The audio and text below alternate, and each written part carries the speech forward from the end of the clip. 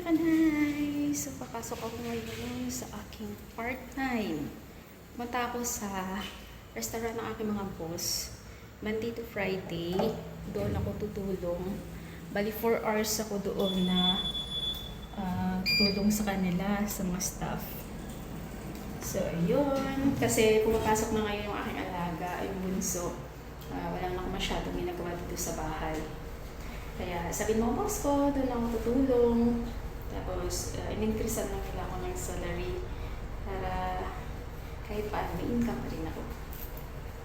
Actually, punta ako ngayon sa train station. 30 minutes pala dito hanggang doon sa restaurant ng mga boss ko.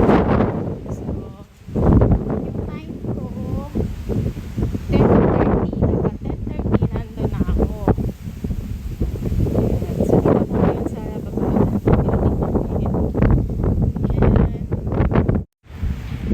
Sobrang init. Summer na ngayon dito sa Taiwan. Kaya ang init, parang Pilipinas na rin. Pero wala akong dalang payong. Dala yung dala ko sombrero. Yan, mabilis ang lakad na ito.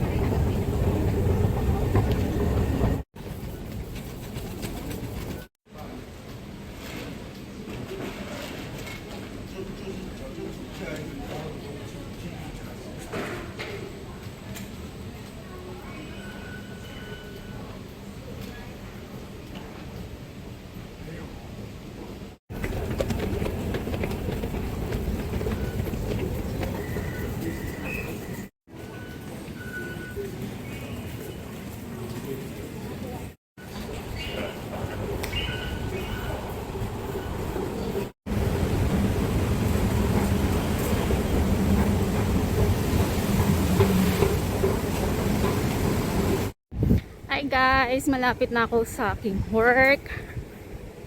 Sa aking part-time work. Yan, so ito sa dulo lang siya. Yung street light sa dulo. Yan, nandyan siya banda. Yan, ito Tenzo. Ayan. Punta na kayo dito. Try nyo yung pagkain namin, masarap.